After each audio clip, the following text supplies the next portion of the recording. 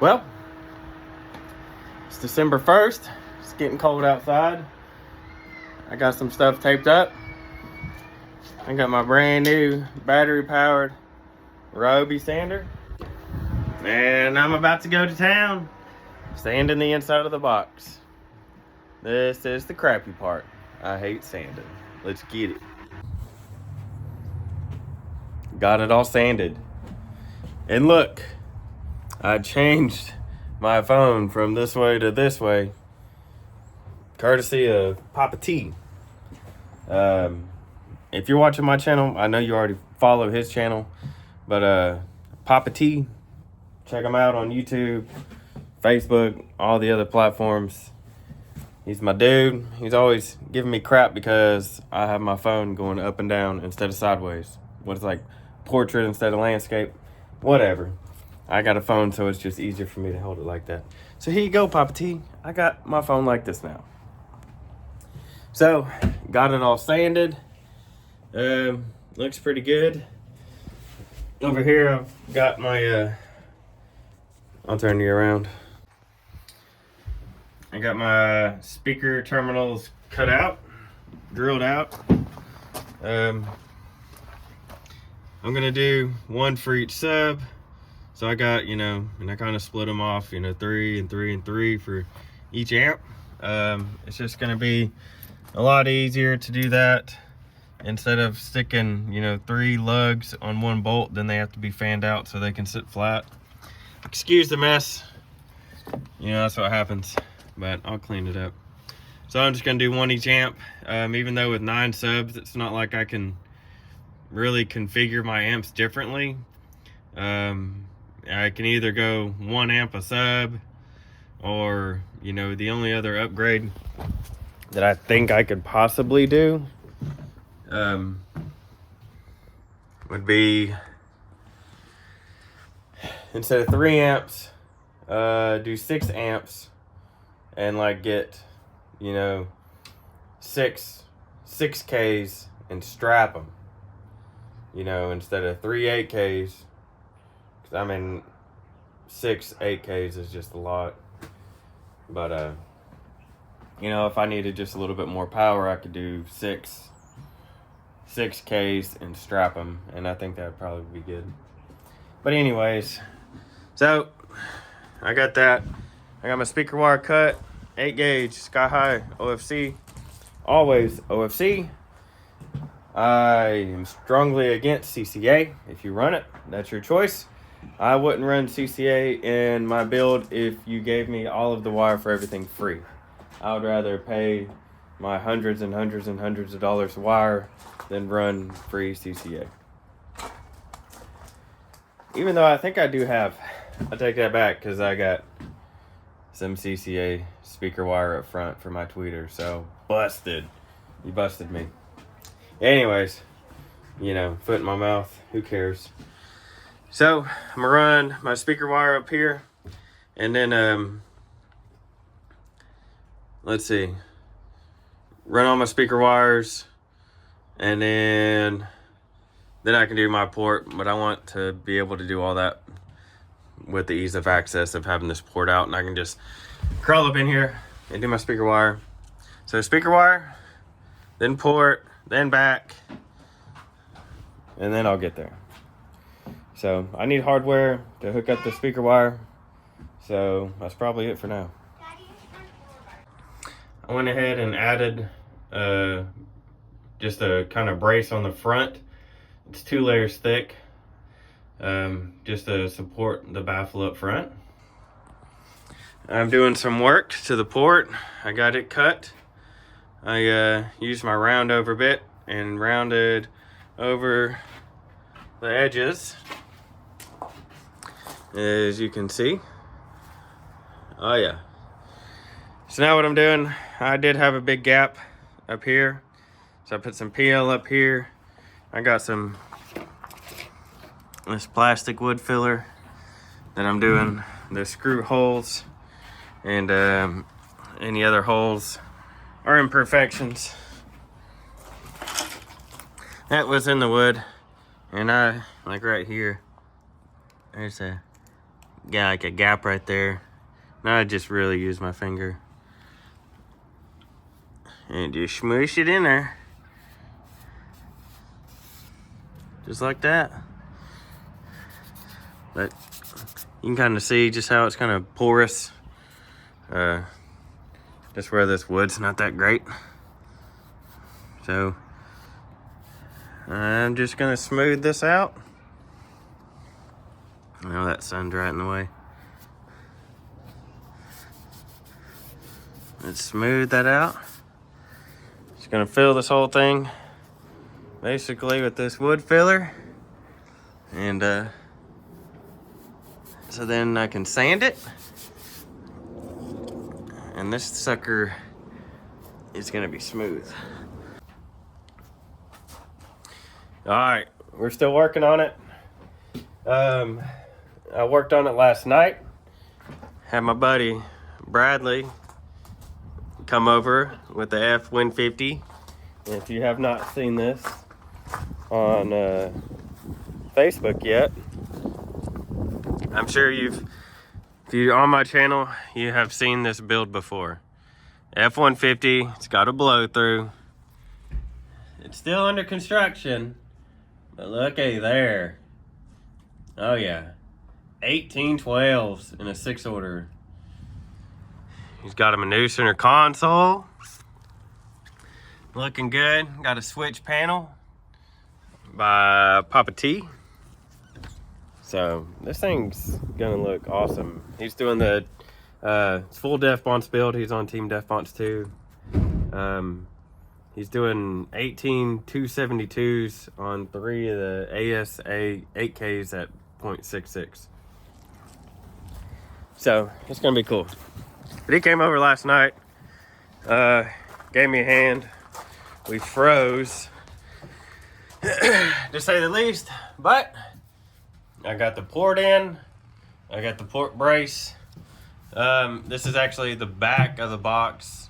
The start of the back, it's only 2 layers. Went ahead and did that because we got it screwed in the side and at the bottom, and you know, kind of toe-nailed in the side, and it's shot into that brace.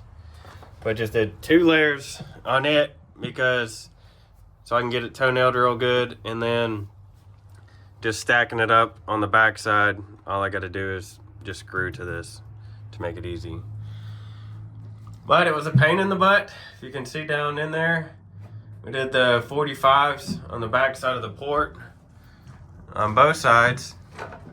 And it's hard to see the port. The port barely stands up.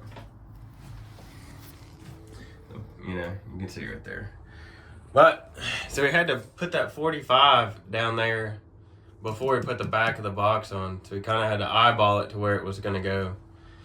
So, still got a little bit of gap. So I'm about to get some PL 3X and reach my hand in here and just fill up some of this gap. And then we'll be, I don't know, I guess climbing there. I got to figure out this back piece. So I'm probably going to get cardboard and trace it and, I don't know, make something happen. Once I get the back up, then I can worry about these corners up here. And then I can finish my front port. And keep on keeping on, you know what I'm saying? All right, well, this is where I'm at. Hit the thumbs up. We'll be back shortly. My video session and work section, I guess, all got cut short yesterday. I don't have much time to work on this thing. If y'all haven't noticed, sometimes, like, this video has taken place over a week. I think the first segment of this video was December 1st, I think. And today's the 8th. So, you know, I don't get that much time to work on this. A couple hours through the day, here and there, if that. I mean, through the week, you know, a couple hours through the week. And if I get 2 hours to come out here, you know, I spend 30 minutes cleaning up, getting stuff out, and then figuring out what I'm doing. So I really don't get that much time. But you saw I had the back in, and then I was getting cardboard to trace out the top. So literally, what I did was I got a piece of cardboard and held it up there and took a knife and scissors and trimmed it out little by little until this piece of cardboard kind of fit in there. And that just gives me a general idea. And then I took the cardboard and traced it on my piece of wood. Like so. And so with this piece leaning, what I had to do was I took my skill saw down this back line right here, the bottom line at an angle, and then these cuts right here for the side, up here and down here, were straight. I'm just gonna turn this camera. So this piece was already double stacked, glued and screwed together. When I took my cardboard, traced it on this wood, I had to take this piece of wood with my skill saw at an angle. I had to find the angle because I want all my wood as flat, the joints, as possible. Cut this at an angle. These cuts right here and right here are going to be straight. And then this cut for the top piece, I had to, with that curve, because it's curved, because my ceiling is curved, which sucks. I did that with a jigsaw at an angle. And I mean, it came out decent. It was not perfect, but it worked. You know what I mean? So I made it a little bit bigger. We stuck it up there, saw where it was hitting, and then, you know, took it down, trimmed a little here and there. But I would say it turned out decent. Here it is. Ooh, that quality sucks. So there it is. It got in there. There is a little gap on the sides, but I mean, that was a very difficult cut, and I'll be able to, it's just kind of screwed up in there with a couple screws. So as of now, that's what I'm looking at. It's coming together. I still have to do all the cracks and stuff along the way. I'm still debating on what I need to do.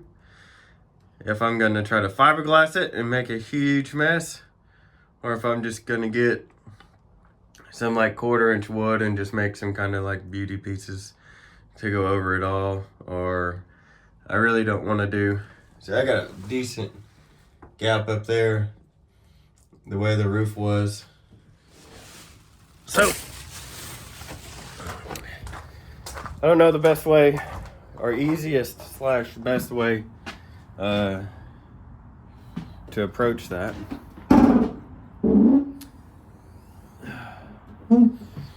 Here's a look at it from the back side.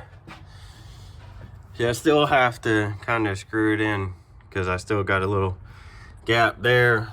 I just got like 2 screws in it right now, kind of holding it in place. But I mean, it's pretty good. So what I'll do is I'll squirt some PL or something in there and then screw it back down and kind of close in that gap.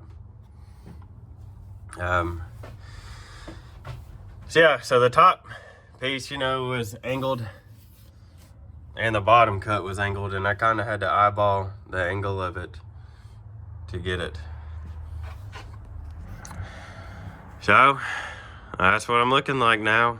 I still hate this. If this is the first time you're watching it, this wall was going to be straight at first, and then I decided to make both of them at an angle, and so I had this.